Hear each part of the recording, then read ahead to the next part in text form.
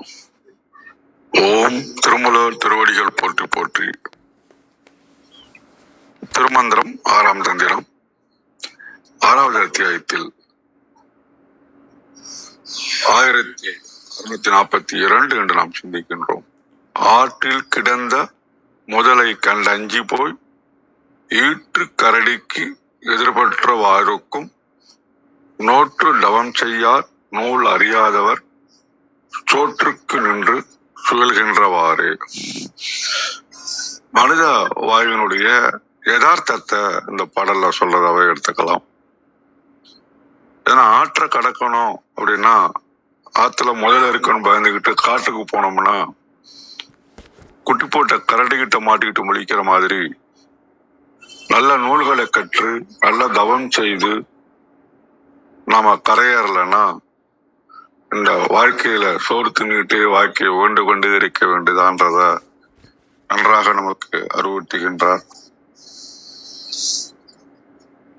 தவம் செய்வதும் நால நூல்களை கற்பதும் கஷ்டம்னு எண்ணிட்டோம்னா அப்புறம் இந்த உடம்ப வளர்த்துக்கிட்டு பிறவி துன்பத்திலே இருக்கணும்னு தான் இந்த பாடல சொல்றதா நான் உணர்றேன். மிக்க நன்றி.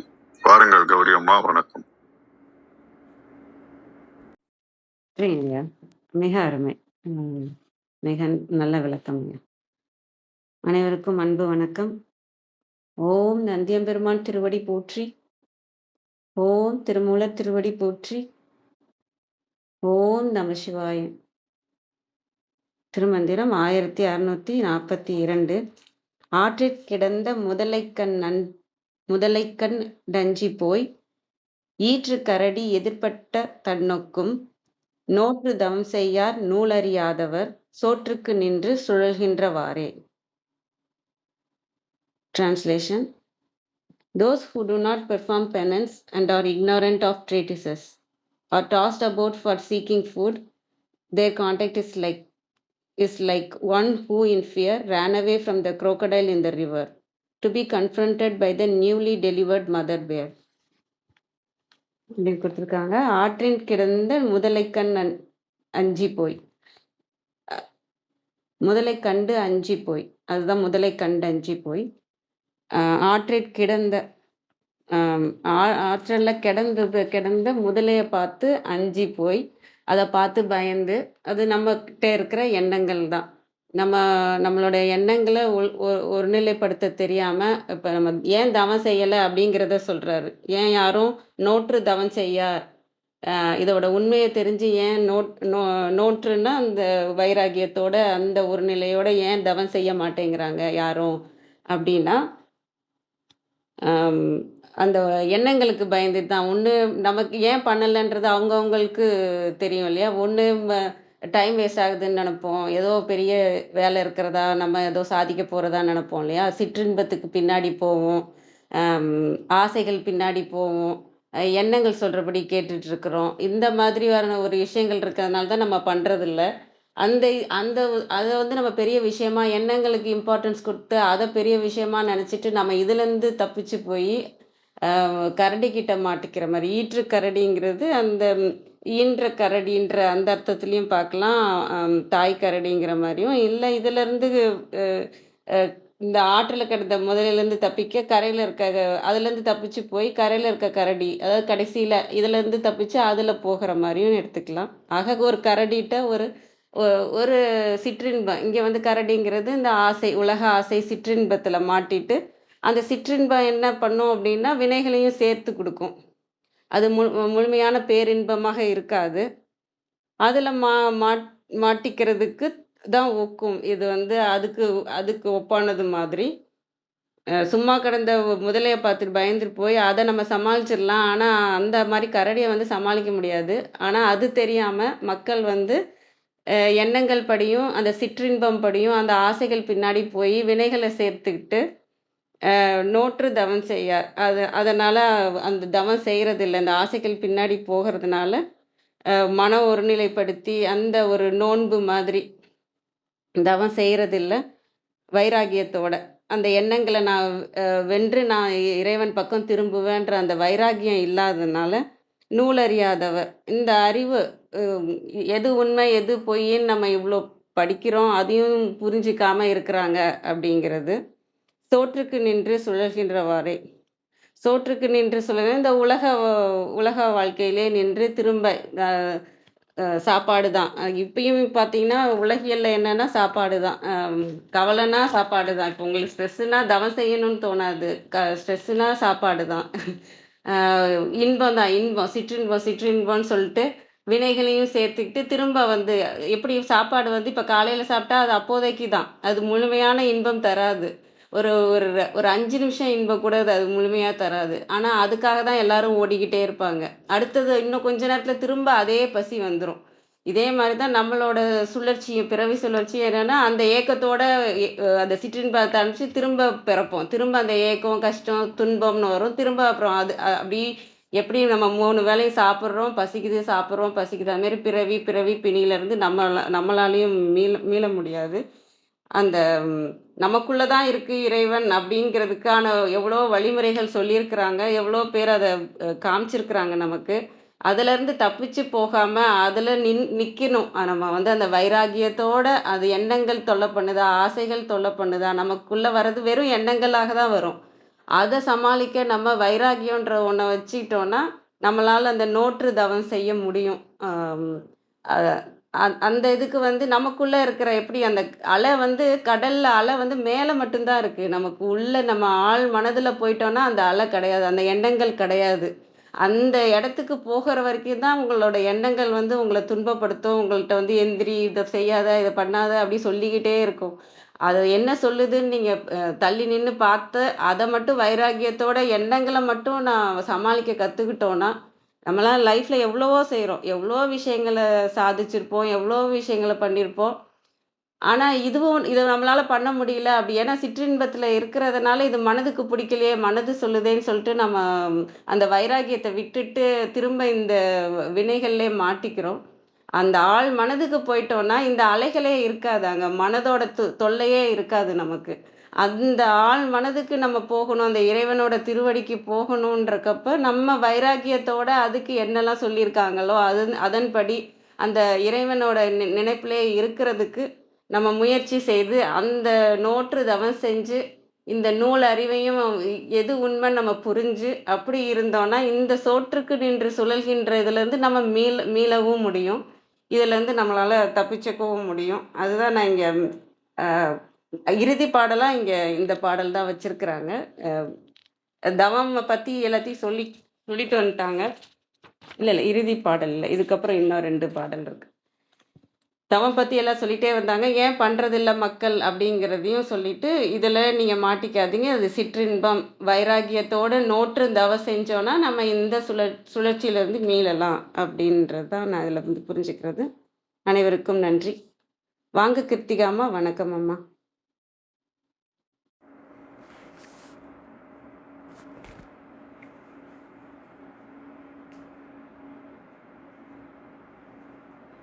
வில்லியம்மா முடிச்சிட்டாங்களா? விந்தியம்மா அமைக்கல. விந்தியம்மா இருக்கீங்கன்னா வாங்கம்மா. வணக்கம் அம்மா. அனைவருக்கும் வணக்கம். ஓம் சிவசக்தியை போற்றி, ஓம் திருமுலரே போற்றி. 1642வது திருமந்திரம். முதலைக்கு பயந்து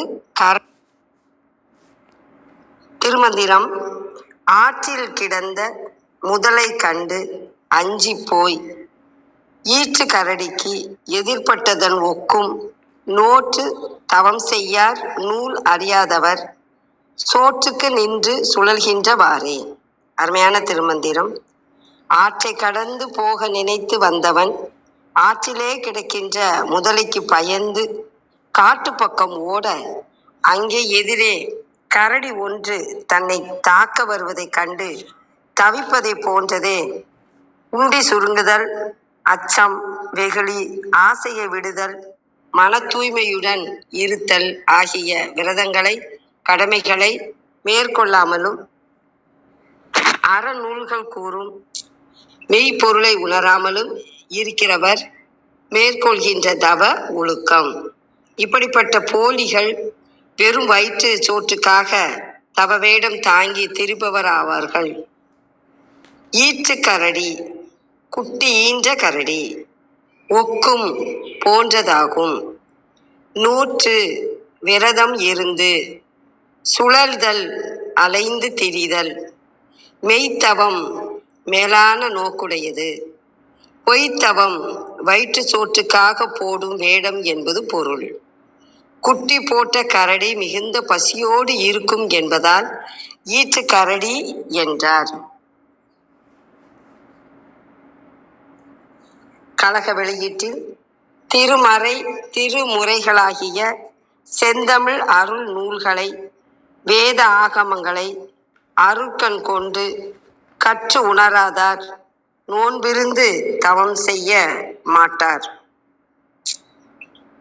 தவத்திற்கு அஞ்சி பிறப்பு இறப்பின் பெருந்துன்பத்திற்கு அஞ்சாது பிறந்து சோற்றுக்கு நின்று அலைகின்றவர்களுடைய நிலை ஆற்றில் கிடக்கின்ற முதலை துன்பத்திற்கு அஞ்சி காட்டில் வாழும் ஈன்றனிய குட்டிகளை உடைய கரடியின் வாயில் பட்ட முறையை ஒக்கும். ஈற்று கரடி குட்டி போட்ட கரடி. ஈன்ற என்பது விரிந்து வந்தது. குட்டிகளுடன் உள்ள கரடி மிக கொடுமையானதாய் இருக்கும். அனைவருக்கும் நன்றி, வணக்கம். சிவசிவ திருச்சிற்றம்பலம். நன்றிங்கம்மா, மிக்க நன்றி. வாங்க கிருத்திகா அம்மா, நீங்க தொடரலாம். நன்றிங்கம்மா.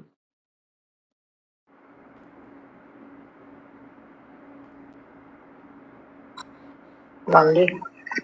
அனைவருக்கும் வணக்கம். இன்றைய மந்திரம் பார்த்துருப்பீங்க. நான் கொஞ்சம் லேட்டு ஜாயின் பண்றதுக்கு, அதனால கண்டிப்பா அழகிச்சிங்க ஒரு அழகான ஏதாவது குட்டி கதை சொல்லியிருப்பாரு, நான் மிஸ் பண்ணிட்டேன். ரீப்ளேல தான் கேட்கணும். இன்றைய மந்திரம் ரெண்டா பார்க்கலாம்.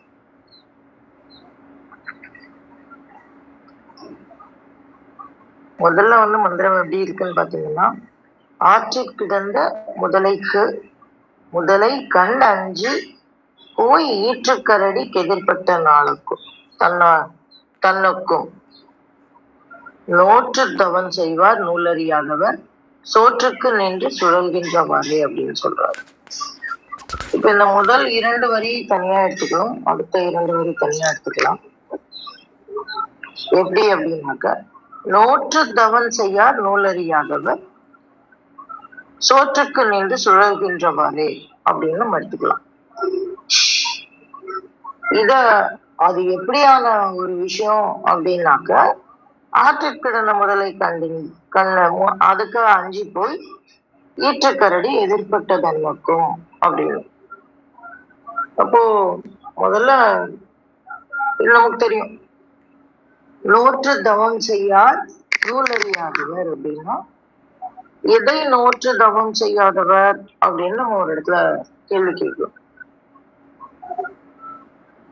அடுத்த வார்த்தையில சொல்றாரு நூலறியாதவர் அப்படின்னு அடுத்த ஒரு தன்மையை சொல்றாரு.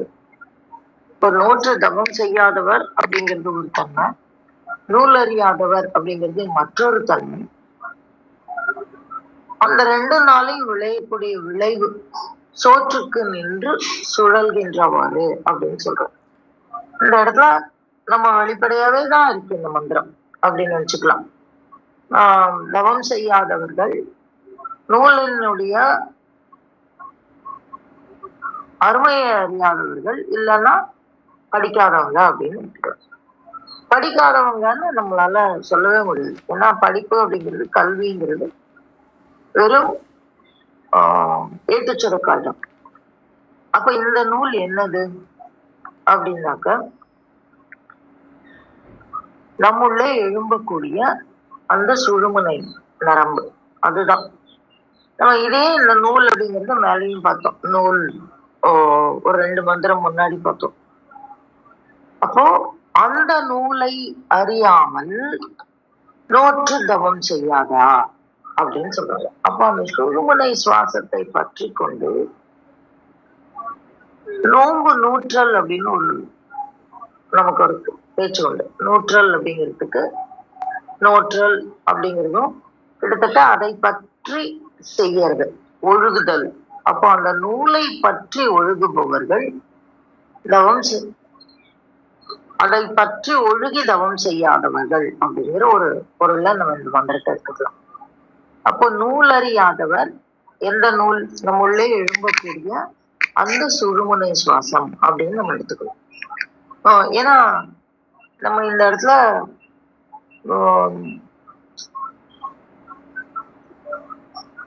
நூல் அப்படிங்கிற புத்தகம், நூலறிவு அப்படின்னு நம்ம எடுத்துக்கிட்டோம்னா, அப்போ கல்வி கற்காதவர்களால் தவம் செய்ய முடியாதா அப்படின்ற ஒரு கேள்வி வந்துடும்.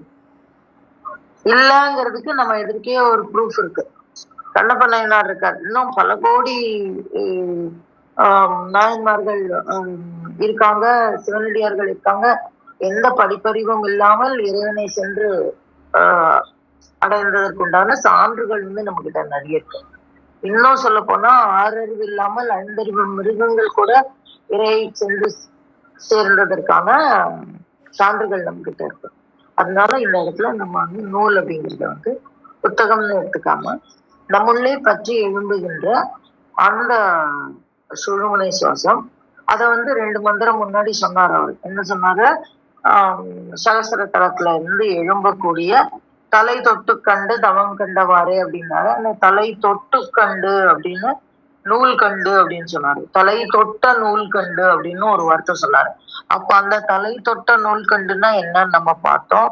அந்த ஸ்பிரிச்சுவல் கார்டு நம்மளே அந்த துவாதசாந்த வெளிக்கு இறங்குகின்ற, அங்கிருந்து பரவெளியிலிருந்து இறங்குகின்ற நம்முடைய அந்த பரவெளி ஆற்றல், அந்த பரவெளி ஆற்றல் தான் அந்த தலை தொட்ட நூல் கண்டு அப்படின்னாரு. அந்த நூலை நம்ம இந்த இடத்துல பிடிச்சுக்கலாம். அப்ப அந்த நூலை பிடிக்கணும்னாக்க இங்க இருந்து நம்முடைய மூலாதாரத்திலிருந்து எழும்புகின்ற நூலை பற்றி கொண்டுதான் நம்மால் அங்கே மேலே செல்ல முடியும். அததான் இந்த இடத்துல சொல்றாரு. அதை பற்றி நோற்று தவம் செய்யாதவர் செய்யார் அப்படின்னு சொல்றாரு. அப்ப அதை பற்றி நம்ம மேலே ஏறணும். அப்படி இல்லாதவங்க சோற்றுக்கு நின்று சுழல்கின்றவாறு அப்படின்னு சொல்றாரு. இந்த சோறு அப்படிங்கறத நம்ம சாப்பாடுன்னு எடுத்துக்கலாம், அன்னம் அப்படின்னு எடுத்துக்கலாம். சுழல்கின்றவாறு அப்படின்றது அப்படின்னா என்ன அர்த்தம்?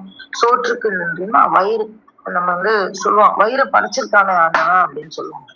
அப்போ வயிறு இருக்கே அப்படின்னு நம்ம சொல்லுவோம். அப்போ இந்த சோறு அப்படிங்கிற ஒரு வார்த்தை எதற்கானது அப்படின்னாக்க, இந்த உடல் பிறவி, இந்த உடலுக்கானது. இந்த உடல்னு வந்துட்டாலே அது பிறவிக்கானது.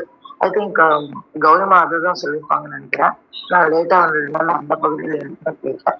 அப்போ அந்த உடல் பிறவி மீண்டும் மீண்டும் சுழல்கின்றவாறு மீண்டும் மீண்டும் வந்து கொண்டே இருக்கும். அது எதுக்கு ஒத்தது அப்படின்னா, ஆற்றில் கிடந்த முதலை கண்டு அஞ்சி போய் அப்படின்னு சொல்றாரு. அப்ப ஏன் இந்த இடத்துல ஆறு வருது, ஏன் அந்த இடத்துல முதலை வருது அப்படின்னா, நம்ம தண்ணியில இறங்கிட்டோம், இந்த கரையில நிக்கல. இந்த இடத்த தவம் செய்யாதவர்களை பற்றி பேசவே இல்லை. தவத்துக்குள்ள இறங்கி அதை விட்டுறாதீங்க அப்படின்னு சொல்றாரு. ஏன்னா முன்னாடியே ஒரு மந்திரத்துல நம்ம பார்த்தோம்.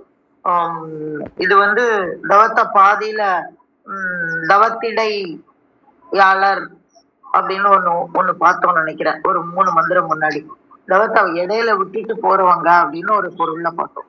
அப்ப இந்த மாதிரி நம்ம 6 அப்படிங்கிறது என்ன அப்படின்னா தவம், அந்த இறை தேடல், அந்த தேடலுக்குள்ள நம்ம வந்துட்டோம். அப்போ ஆற்றில் கிடந்த முதல்ல, ஏன் அத கரையில கிடந்த முதல்லன்னா சொல்லியிருக்க கூடாதா? இல்லைன்னா புலிக்கு அஞ்சு யானை கிட்ட மாட்டின மாதிரி அப்படின்னு சொல்லக்கூடாதா? சொல்லியிருக்கலாம்ல. அப்படி சொல்லல அவரு. ஏன் சொன்னாரு அப்படின்னா, 6 என்கின்ற அந்த தேடல்ல நம்ம இறங்கிட்டோம். அது அந்த இடத்துல நம்ம ஆற்றுல ஒப்பு கொடுக்கும் போது என்ன நடக்கும் அப்படின்னா, ரொம்ப அற்புதமான அனுபவங்கள் கிடைக்கும். நம்ம குளிக்க இறங்கும் போது உடல் அழுக்கு போறது, உள்ளத்தினுடைய தூய்மை கிடைக்கிறது. அந்த மாதிரி ஆற்றுக்கு நிறைய உருவகங்கள் இருக்கு. ஆற்றொழுக்கு போல செல்லணும் அப்படின்னு சொல்லுவாங்க. 2வது அதுக்கு 2 கரைகள் இருக்கிறது. இந்த நீந்தி கரையேறுதல் அப்படிங்கிறதே ஒரு என்ன சொல்றது, உருவகம் தான். எதை நீந்தி கிடைக்கிறோம்? ஆற்றை கடந்து விட்டோம் அப்படின்னாலே என்ன, வாழ்க்கையை கடந்து விட்டோம் அப்படிங்கிற மாதிரியான ஒரு நிறைய குறியீடுகள்லாம் அந்த ஆறு அப்படிங்கிற ஒரு சொல்லுக்கு இருக்கு. அப்ப அந்த மாதிரி அதனாலதான் அவர் சொல்றாரு, ஆற்றில் கிடந்த முதலை கண்டு அஞ்சி போய் அப்படின்றாரு. அப்ப அந்த முதலைக்கு என்ன தன்மை, இதே முதல்ல தரையில வந்தா அதுக்கு அவ்வளவு பலம் கிடையாது. ஆனா அந்த ஆற்றுல இருக்கக்கூடிய அந்த முதலைக்கு நிறைய பலம் உண்டு. இன்னொன்னு, அது ரொம்ப ஒரு, நீங்க முதல்ல பாத்தீங்கன்னா பின்னாடி அமைதியா இருக்கும். அது தண்ணிக்குள்ள இருந்து அது வர்றதே தெரியாது. அது ரொம்ப மெதுவா பிடிச்சுக்கும் இறைகளை. அது தெரியவே தெரியாது, வெளியில தெரியவே தெரியாது. அப்ப அந்த மாதிரி நமக்குள்ளே இந்த நூலை பிடித்து கொண்டு நோன்பு நோற்றாதவர்களுக்குள்ள என்ன நடக்கும் அப்படின்னா, அந்த தவத்துல இருந்துட்டு நிறைய பொய் வேடம் காட்டி நம்மை அறியாமலே நம்மை பற்றி கொள்ளக்கூடிய நிறைய விஷயங்கள் இருக்கும். முதலைன்னா அப்படிதான். அந்த முதலை கண்ணீர் அப்படிங்கிறது கூட சொல்லுவாங்க. என்ன சொல்லுவாங்கன்னா, அது ஊடகமான நாடகமான ஒரு விஷயத்துக்கு. அப்ப அந்த மாதிரி நிறைய விஷயங்கள் நம்ம ஏமாற்றி நம்மை விழுங்க காத்திருக்கும். அப்ப அந்த மாதிரி விஷயங்களுக்கு பயந்து அதுல மயங்கி அங்க போயிட்டோம்னாக்க என்ன நடக்கும், ஈற்றுக்கு அரடிக்கு எதிர்பட்டது நடக்கும். ஈற்றுக்கு அரடி அப்படின்னா அது இந்த வேண்டியம்மா ரொம்ப அழகா சொன்னாங்க. அது கன்றை ஈன்ற கரடி. அப்போ அந்த கரடி என்ன செய்யும் அப்படின்னா, அதுக்குள்ள ஒரு நிறைய பயம் இருக்கும். கரடி பொதுவா நம்ம நினைக்கிற மாதிரி இல்லை, சாதுவான ஒரு மிருகம் தான். ஆனா அது ஈற்று கரடின்னு எதுக்காக சொன்னாருன்னா, அந்த சாதுவான மிருகம் கூட இந்த பாசத்தினால் என்ன நடக்கும் அப்படின்னாக்க பயங்கரமா மாறும். நீங்க பார்த்திருக்கலாம், அந்த பூனை கிட்டத்தட்ட அதே மாதிரிதான். நாய் கூட கொஞ்சம் குட்டிய பாக்குறதுக்கு ரொம்ப எல்லாம் ஒன்றும் கட்டாது. ஒரு 3-4 நாள் பார்ப்போம், அப்புறம் அது பக்கத்துல போய் நம்ம எடுத்தோம்னாக்கா ஒன்றும் செய்யாது. ஆனா பூனை அப்படிலாம் விடாது. அப்படி நான் பார்த்திருக்கேன். நான் மிருகங்கள் பக்கத்திலே போக மாட்டேன். ஆனா நான் பார்த்திருக்கேன், ஹேண்டில் பண்றத நான் பார்த்திருக்கேன். அப்போ அந்த மாதிரி ஈற்றுக்கரடி என்ன செய்யும் அப்படின்னாக்க ரொம்ப வேகமாக தாக்கும். அந்த இடத்துல ஆபத்து அதிகமா இருக்கு. அப்ப இந்த இடத்துல முதலைன்னு சொன்னது ஊடகமாக நம்மை மறைத்து நம்மை வஞ்சிக்கக்கூடிய நம்முடைய உணர்வு. அதனாலதான் அந்த இடத்துல முதலை அப்படின்னு சொன்னாரு. அதுவும் எப்பேற்பட்ட முதலை, ஆற்றில் கிடந்த முதலை. அப்ப என்ன செய்யும், இந்த இந்த தவத்துக்குள்ள வந்தவங்க, இந்த தேடலுக்குள்ள வந்தவங்க இதை வச்சே நிறைய ஏமாறுவாங்க. உடை, அந்த தவ வேடம் சொல்லிட்டு ஒரே உடை, ஒரே நிறம், அந்த மாதிரி நிறைய விஷயங்கள், பட்டையாக ஈடுபட்டுக்கிறது, இல்லைன்னா பெருசா குங்குமம் வச்சுக்கிறது, இல்லைன்னா நிறைய அந்த தவத்தை காட்டக்கூடிய சின்னங்கள் எல்லாம் அணிந்து கொள்றது. ஆனா இதுல எல்லாம் அணிந்து கொண்டு அந்த உள்ள இருக்கக்கூடிய அந்த தவத்தை விட்டு விடுவது, அந்த மாதிரியான விஷயத்த சொல்றதுக்காக தான் இந்த இடத்துல நான் ஆற்றையும் உபயோகம் செய்தார், அதில் இருந்த முதலையும் உபயோகம் செய்தார். இன்னும் அடுத்தாப்புல ஈற்றுக்கரடி அப்படிங்கிறது இந்த இடத்துல பாசத்தை சொல்லக்கூடியது. அந்த இடத்துல அந்த கரடிக்கு குறிக்கோள் வேற எதுவுமே கிடையாது, தன்னுடைய குழந்தை, தன்னுடைய அந்த குழந்தையின் பாதுகாப்பு. அதனால அந்த இடத்துல பாசம், பற்று அந்த இடத்துல அதிகமா இருக்கும். அப்ப அந்த இடத்துல நம்ம பற்றில் சென்று மாட்டிக்கொள்வோம். எது போன்ற பற்று அப்படின்னாக்கா, இந்த மாதிரி பெயர், புகழ், அவர் எவ்வளவு நல்ல தவம் பண்றாரு, எந்திருக்கவே மாட்டாரு, இல்லைன்னா அவரை பார்த்தாலே அப்படி தவ ஒளி வீசுதுன்னு யாராவது சொன்னா போறோம், அந்த இடத்துக்கு கூட 4 தடவை போவாங்க. போகும்போது திருப்பி 4 தடவை கண்ணாடி காட்டுவாங்க, விபதி சரியா இருக்கா, குங்குமம் சரியா இருக்கா அப்படின்னு சொல்லிட்டு. இதெல்லாம் சொல்றதுக்காக தான் ஊடகமா அதே சமயம் மிக்க குறியீடுகளோடு உள்ளடக்கிய மந்திரம் இது. இது மெய்தவம் எங்கனம் செய்ய வேண்டும்ங்கிற குறிப்பையும், அப்படி செய்யும் போது எதில் மயங்காது இருக்க வேண்டும் அப்படிங்கிற ஒரு குறிப்பையும் சொல்லி இருக்கிற ஒரு மந்திரம் இது. இதை உங்களோடு பகிர்ந்தெடுக்க இந்த காலைகளுக்கு நன்றி சொல்லி என்னுடைய பகிர்தலை முடித்துக் கொள்கிறேன். இதே மந்திரம் மன்னிக்கணும், இதே கிட்டத்தட்ட முதலையும் கரடியும் வச்சு ஒழுவில் ஒடுக்கத்துல ரொம்ப அழகா ஒரு மந்திரம், ஒரு பாடல் உண்டு. அந்த அந்த உவமையும் ரொம்ப அற்புதமா இருக்கும். நான் இன்னைக்கு கொஞ்சம் லேட்டா வந்ததுனால இன்றைய பாடல் கூட பாக்குறேன். இல்லைன்னா அந்த ஒழுவில் ஒடுக்க பாடலை எடுத்து வச்சிருக்கேன். அதுல அழகா சொல்றாரு. அது என்ன சொல்றாருன்னா, குருவை பற்றி கொள்வதற்காக சொல்றாரு. அந்த இடத்துல கரடியும் வரும், அப்புறம் ஆடையும் வச்சு ஒண்ணு சொல்வாரு. அது வந்து ரொம்ப அந்த பாடல் வந்து தொழில் ஒடுக்கத்துல ஒரு உண்மை குருவை எங்கனம் கற்றுக்கொள்வது, அந்த குரு உண்டான ஒரு பொய்யான குருவை வந்து நம்ம கற்றுக்கொண்டால் என்ன நடக்கும் அப்படின்னு சொல்றதுக்கும் இந்த வார்த்தையை உபயோகம் பண்ணியிருப்பாரு. இந்த முதலை, ஆஹ் இந்த கரடி, அதுக்கப்புறம் மாடு, ஆட்டிடையன் அப்படின்னு ஆரம்பிச்சிருப்பாரு. அப்ப நம்மள வந்து ஆட்டிடையன் அந்த இடத்துல வச்சிருப்பாரு. ரொம்ப நல்லா இருக்கும். எடுத்திருக்கலாம். முடியல. நன்றி. மிக்க நன்றிங்கம்மா. மிக அருமையான விளக்கம் கொடுத்தீங்க. இந்த நூலுக்கும் சரி, மற்ற முதலைக்கும் சரி, நிறைய விளக்கங்கள் கொடுத்தீங்க. அற்புதமா இருந்தது. மிக்க நன்றி. வேற யாரும் எதுவும் கேள்வி, கருத்து ஏதாவது சொல்றீங்களா? கேள்வி ஏதாவது இருக்குங்களா?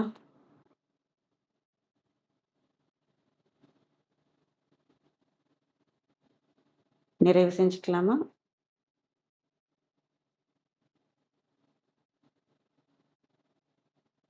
நன்றி. அனைவருக்கும் நன்றி. இன்று எங்களுடன் இணைந்த அனைத்து உள்ளங்களுக்கும் எங்களது மனமார்ந்த நன்றிகள். மீண்டும் நாளை காலை 6:30 மணிக்கு சந்திப்போம். தலம் நிறைவு பெறுகிறது. திருமூலர் திருவடிகள் சரணம் சரணம். திருமூலர் திருவடிகள் சரணம் சரணம். திருமூலர் திருவடிகள் சரணம் சரணம். அனைவருக்கும் நன்றி. ஓம் நம சிவாய.